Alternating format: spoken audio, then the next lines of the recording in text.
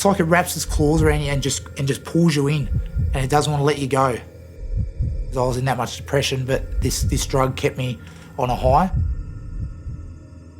I held my arm out, turned my head the other way, and didn't feel a thing really. But yeah, like as soon as it went in, it was an experience. It was the start of a roller coaster ride, actually. Hi, my name's John Baruti. I'm 37 years old, and a recovering ice addict.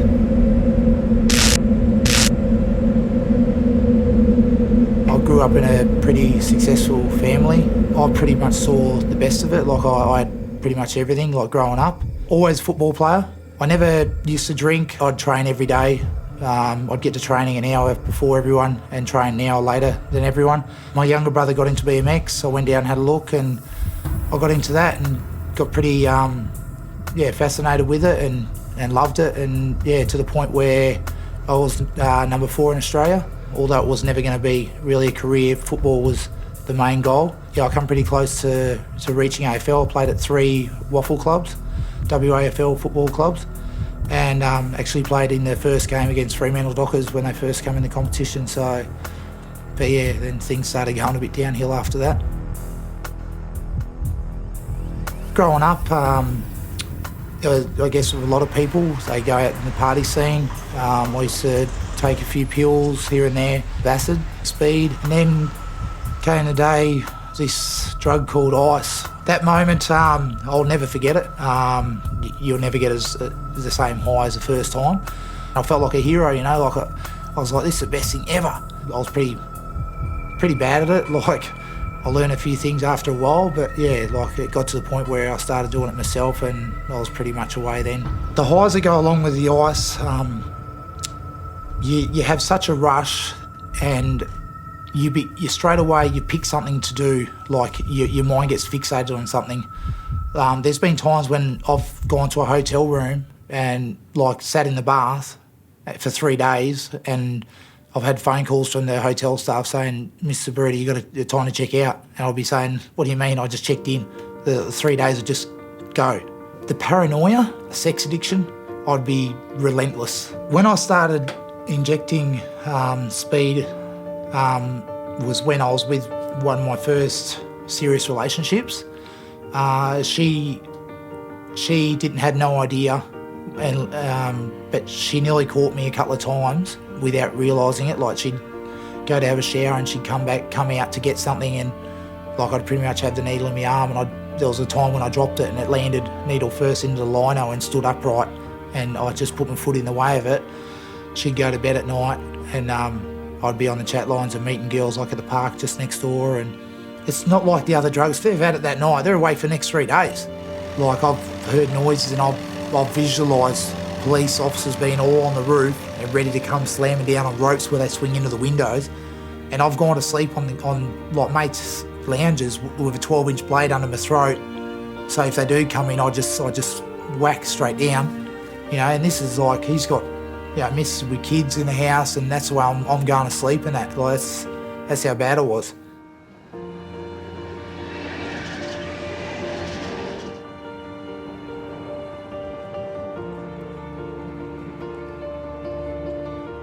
We were scared of him. We were too scared to walk out of our bedrooms. He was thinking everyone was watching him. I remember he'd go to bed with a knife. You walk in and he'd have the knife up at you. It's clearly a drug that causes enormous problems. We are hearing from police and ambulance staff and hospital staff that people on ice are extremely difficult to deal with.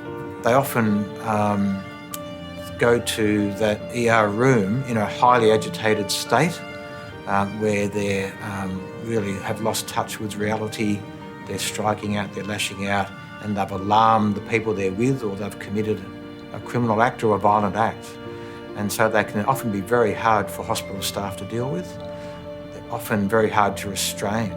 When I was on it, you just become so focused on yourself, and you don't worry about anyone else, it's all you. I lost all my family, every family member.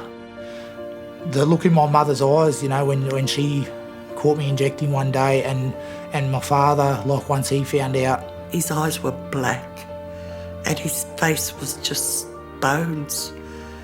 And that's when I cried and I knew he's dead. He was dead then to me. During it, you're not only addicted to the ice, but you become addicted to the steel.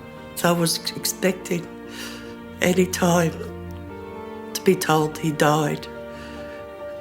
And he OD'd or whatever. And I thought, I won't cry because that wasn't my son that died. Light bulb moment was when I was living on the streets. I was living in my car, and I didn't know at the time, but there was a warrant for my arrest over something that happened with my ex-partner when she left me, and I made a couple of threats to try to get my children back because after what I saw in those cells and the life that goes with it, and the ages, like how the people had aged from the stuff. Being in jail then was a catalyst for me getting off, for my children and for me. Like I said, there's been many times when I've thought that's it, but in the back of my mind I know it's not. It's only because you get sick of it.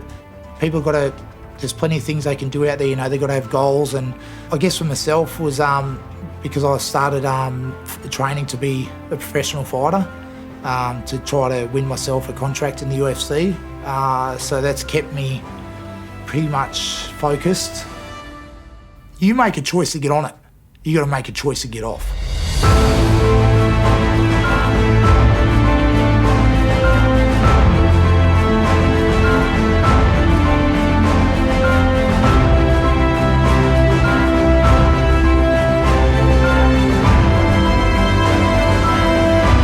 The easiest way to shut this down, right, is not shut these deals and that down. It's about getting people to stop it. I lost everything. Just when it comes to ice, you really got to think twice. In the 15 years that I was an addict, I never had a high as much as I'm having now. I want to put back into the community what I took out of it. Yeah, so for me, trying to be a fighter because I love all sports. That's what's driving me to stay after stuff, as well as my family and my friends. Him overcoming this addiction, I think just taking that focus off, just getting rid of that past life that he's had. He's learnt the honesty and the respect and the discipline side of things, which martial arts brings to a lot of people.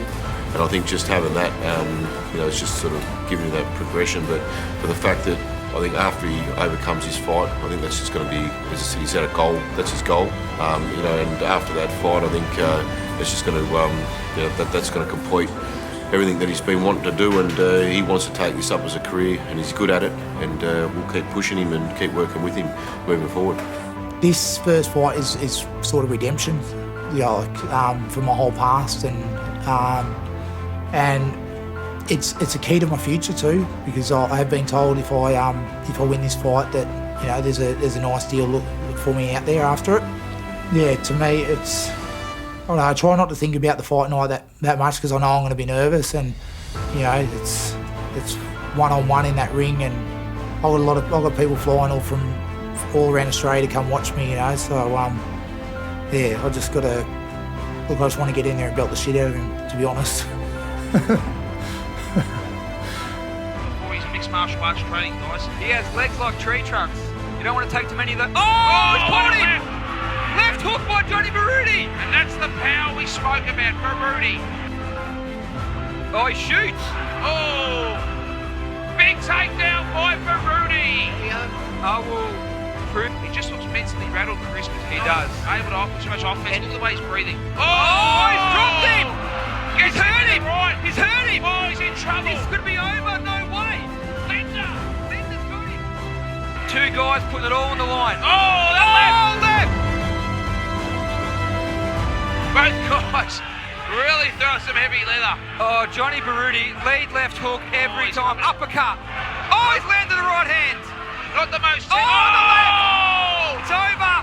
That's over. This could be over. Johnny Baruti's going to win this. Linda is it. It's over. It's over. The Baruti wins. Team Baruti.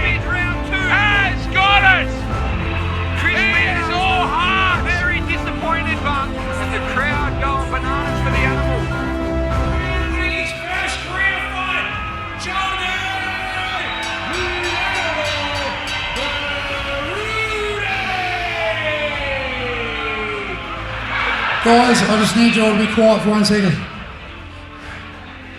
I said to a lovely lady that means everything in the world to me, there's a big problem out there, guys, and it's called ice addiction.